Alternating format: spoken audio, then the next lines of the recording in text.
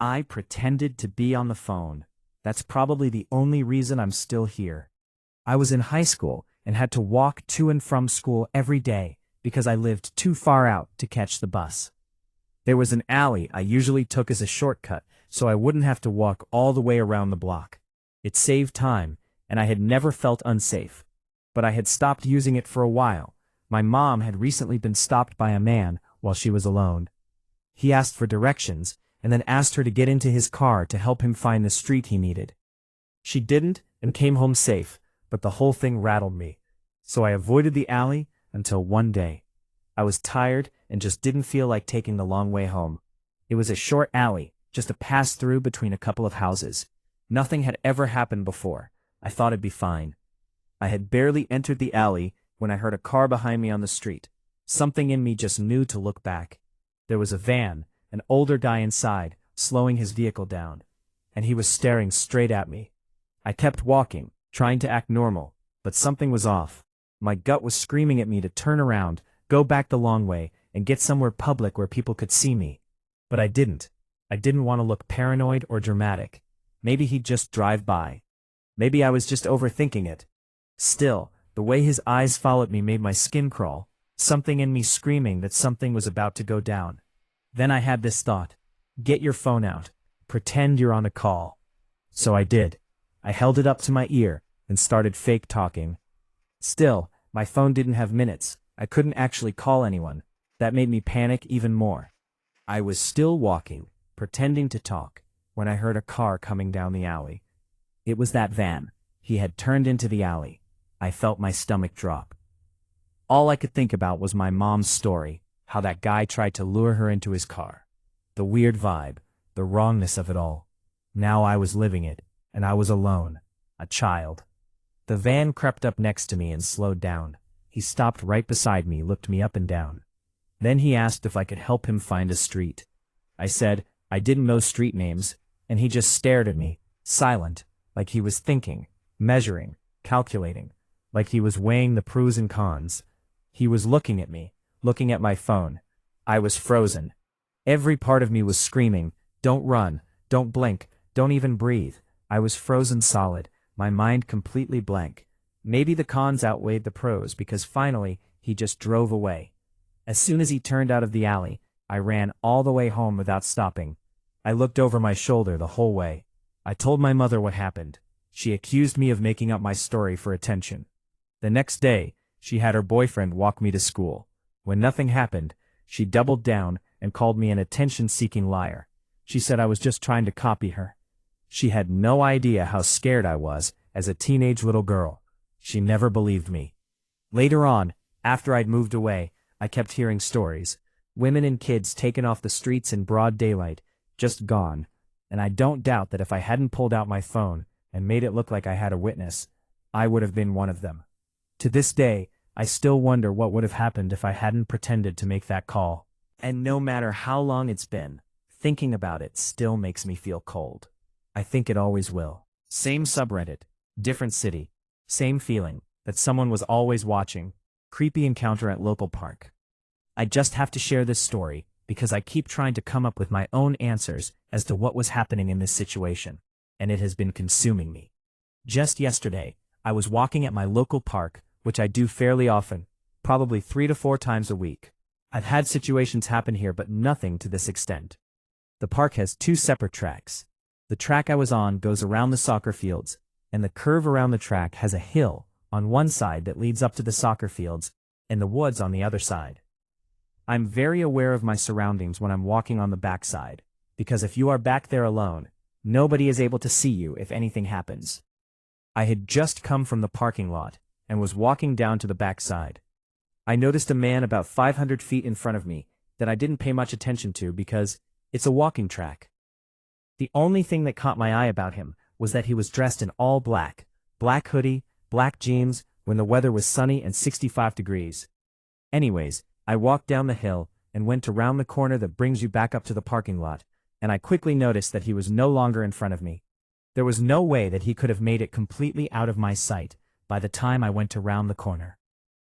I started looking to my left to see if he had gone up the hill toward the soccer field. Didn't see him.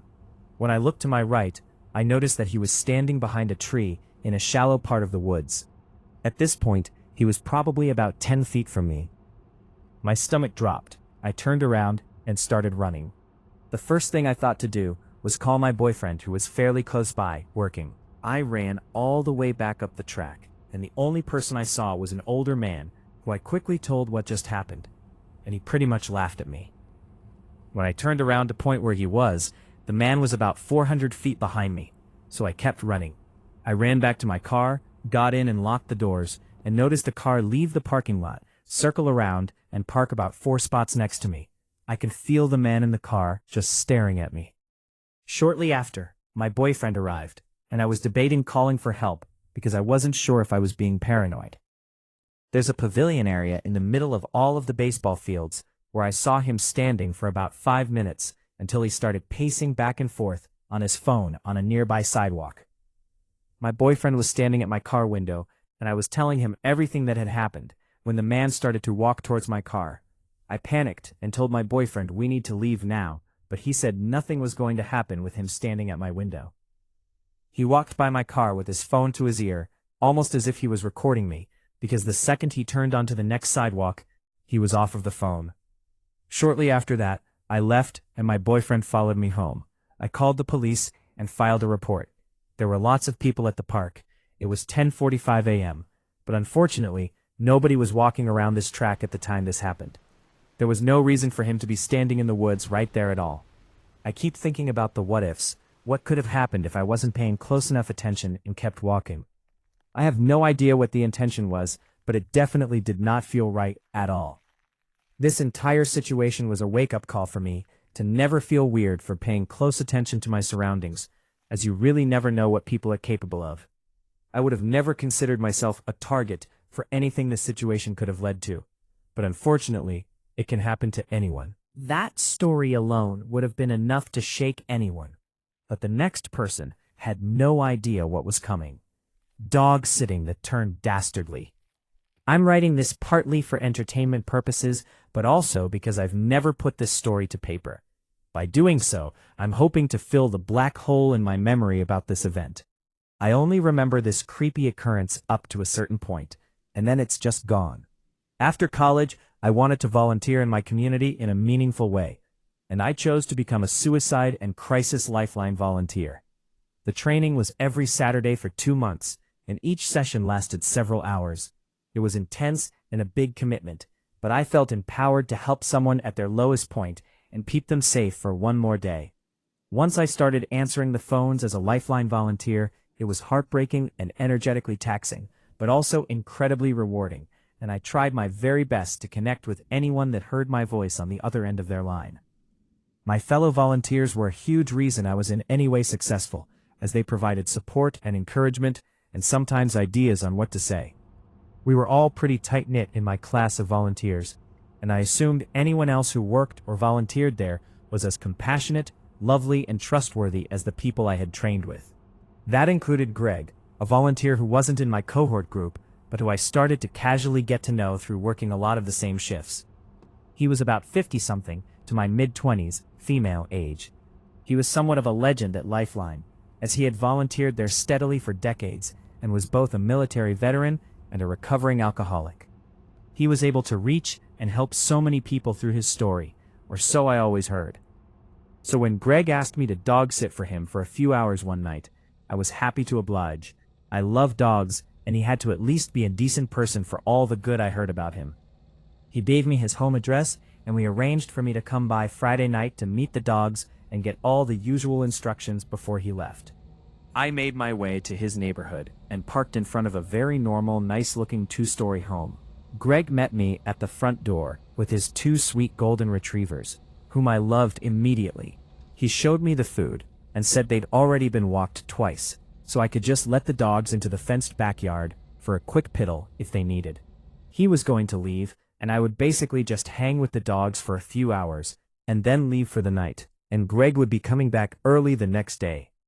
As he pointed things out to me in his house, Greg was super friendly and enthusiastic, just like he'd always been at the crisis center. He was a rotund man with a gray goatee and a wide smile with gapped teeth. He seemed a little dressed up to me, with his shiny collared shirt, but I thought he was maybe going to a fancy event. Just as I'm wondering when Greg's going to actually leave, he asks if I'd like to see the upstairs of his house. It strikes me as a little weird, but I thought, hey, he's house proud. That's cool. I said sure, and he led me up the carpeted stairs and down a dark hall. He opened his bedroom door, which had only been slightly cracked. He walked into the room and turned around and said, "Yeah, so this is my bedroom." His giant bed took up most of the room and had a red velvet canopy. There was black lace all over, on the curtains, the pillows, the comforter. The decor was like French boudoir, when the rest of the house was in the style of single dude. And, most concerning of all, there were at least 4 candles lit. He proceeded to then sit on his bed and smile at me expectantly, waggling his bushy eyebrows. I laughed incredulously, backing up a little. I think I said something like, I think you got the wrong idea. To which he brought up some flirty comment he had overheard me say to a fellow volunteer I had a little crush on. Something dumb like, "I like making out." Then he smiled again and patted the bed next to him.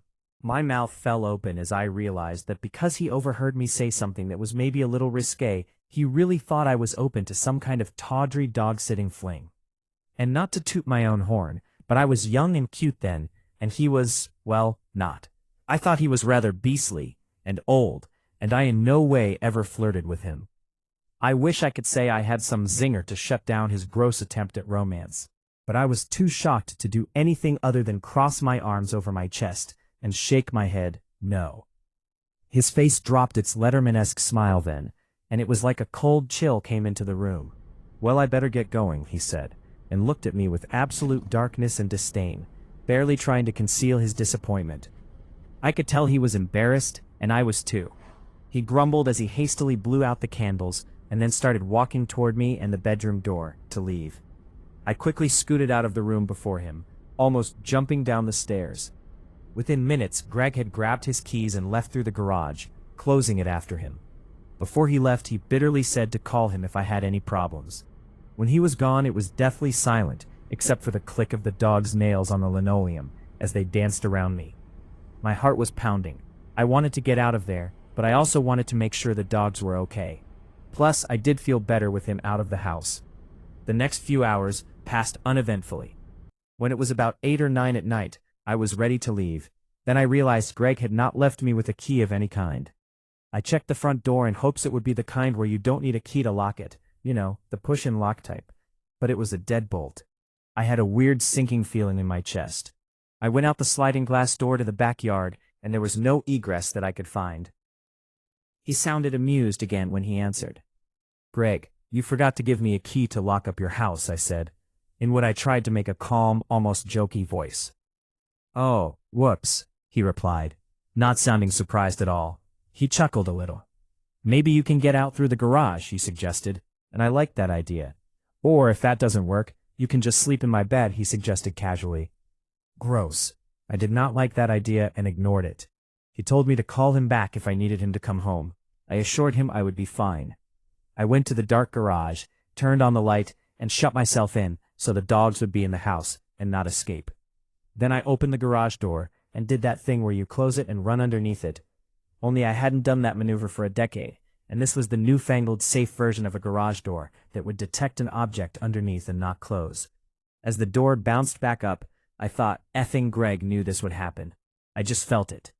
My last memory is letting the golden retrievers, who had been whining and scratching at the door, into the garage with me after the garage door closed, and hugging them as I cried into the fur of their necks. I had had enough, and I could not stop the tears. And then, try as I might, I cannot remember what happened next. Did I call Greg back, and did he come home? Did I call someone else? Did I just leave with the door unlocked despite my people-pleaser personality? I have tried and tried to remember, but it is almost like I blacked out after that moment in the garage. Maybe my brain is protecting me. Prologue. I don't know if I ever saw Greg again, just can't remember. He died suddenly of a heart attack a few years later, which I found out through mutual volunteer friends on Facebook. I got an ugly pit in my stomach when I heard the news, and was also kind of angry seeing everyone praising him on his wall. I kept picturing him, patting the bed next to him, in his bedroom with that smirk on his face. I'm glad he helped all of the people he did, but I was a naive young woman who was doing him a favor, and I didn't expect nor deserve to be hit on. I also now realize that he probably didn't need a dog sitter at all, and just set it up to try to get lucky. When I rebuffed him, I reckon he went and sat at an Arby's. Thanks for reading, that was somewhat cathartic. Now, if you thought that was unsettling, the next story is worse. I was kidnapped as a child, but I didn't know. Honestly, this is probably the only crazy story in my life, and unfortunately, I don't remember all the details, and before writing this post, I had to contact my parents and older sister. I was 7 years old, and as always, I came home after school. My parents and sister still weren't here. Nothing unusual. I was alone for an hour every day. There were general rules like, don't open the door to strangers, etc. But that day, while I was waiting for the others to return, someone was persistently knocking on the door and ringing the bell. I don't know if I went out onto the balcony or opened the window, but it turned out they were close friends, married couple of my parents. I remember they were very annoyed when they saw me, and told me to leave the house immediately. Okay, so no stranger, I left the house. Here again, I don't remember if they told me this first, or if I was already in the car, but they said that my sister had a minor accident at training, and she's in hospital, and my parents asked them to take care of me, but for some reason they couldn't do it at our house, so I had to go to theirs. I had an old phone at the time, but I left it at home. I didn't have any spare clothes, toys, school things, etc., and I have one very clear memory of them getting irritated with me when I asked them about it. Like they really acted like they got a last-minute call from my parents, and I just ruined their day. But once we were at their house, they were nice, she played with me, and I remember falling asleep on their couch the first day while watching one of Barbie movies. Honestly, I'm glad I contacted my parents because up until that moment, I thought I'd been there for 4 days, but according to my mother, I'd been gone for 2 weeks. 2 full weeks during which my family, teachers, friends, and friends' parents panicked and lost their minds. And this woman? She comforted my mother and assured her that I would be found someday, and maybe I hid in one of my friend's house. I can safely say that I don't remember anything traumatic. I was only yelled at once when I started asking about my parents one day. The rest was strangely carefree, like I remember lots of fun, cute dog, a garden with lots of toys and walking through woods and collecting leaves, etc. No thoughts, head empty. I was convinced it was the couple's house, and I visited them here before. However, my parents told me many years later that it was a completely different house. Honestly, the day I was found was probably the most traumatic. Like I remember lying in bed when the police literally broke down the door, and there was a lot of screaming. Then suddenly my parents appeared in the room and started dragging me to the car like no hello, good morning. Just pure rage, and then one policeman tried to stop them because they wanted to talk to me, and they started argued, and my mother says she almost slapped that policeman over there. And she also wanted to hit me, because I apparently asked her if we could take the dog with us. My father claims he doesn't remember that part, and my sister says I did say something about a dog later. But everyone agrees it was pure chaos, and all the adults were arguing with each other, and then the police were angry with us, because talking to me was pretty useless. The good news is that I was the first and only victim of this couple, and they wanted to keep me. I remember the first time I told someone outside my family about this was when I was 15, and one of my friends replied, "So, you were kidnapped?" And I know it sounds stupid, but it was literally only then that I actually thought, wait, someone kidnapped me. I guess it's because nothing happened to me. Even now, when I think about kidnapping, I imagine something terrible, but that time was like a weird school break. What would you do in that situation? Let me know in the comments. Meanwhile, let's move to the next Reddit story. A creepy old lady knocked on my window in the parking lot.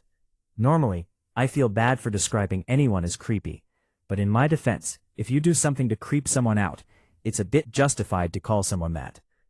I know this encounter probably wasn't that big of a deal, and that I may have overreacted, but it still unsettled me. When I pulled into the parking lot at the grocery store, I noticed someone parked in a white sedan with the windows down a few spots over from me. I thought nothing of it and parked at the other end. Of course, I was going to go inside the store, but I decided to look at my phone for a few minutes before going inside. I was just minding my own business looking at my phone when I heard someone knock on my window. Needless to say, it startled me because no one ever knocks on my car window for anything. I whipped around in my seat and saw an old lady standing awfully close to my window. She knocked again, and then put her face close to the glass, clearly trying to look inside the car at me. Now, knocking on my window is one thing, but getting real close and trying to look inside while I'm sitting there is another. I sort of froze up, debating in my head whether to roll down the window and ask her what she needed, but I got a bad feeling from the situation and felt it was best if I left, so I drove away. As I drove off, I saw her walking over to another car. It looked like she was holding a paper. The white sedan I'd noticed when I'd first driven in was empty, so I guess she must have gotten out of her car and walked all the way to where I was parked, while I was looking at my phone. I did not see her approach because I was facing the other way while reading on my phone. I decided to buy the groceries that I needed at a different store, rather than risk coming back and get confronted by the same person. I also didn't want her to vandalize my car or slash the tires or something. I feel like I may have overreacted, but the situation creeped me out, especially because she got really close to the window and pretty much stared at me. If she hadn't done that, maybe I wouldn't have been as creeped out, but in general, I don't like strangers approaching for any reason when I least expect it. When I called my mom, I told her about the little incident, and she thought I overreacted because the lady was elderly and might have needed help. In fact, she thought I was crazy for going to another store just because of that. It made me feel a bit guilty. I don't know if I may have overreacted or not, but I felt that it was better to be safe than sorry, because I've had similar things happen to me in the past. That's it for today, guys. Thanks for watching. Don't forget to hit the like and subscribe.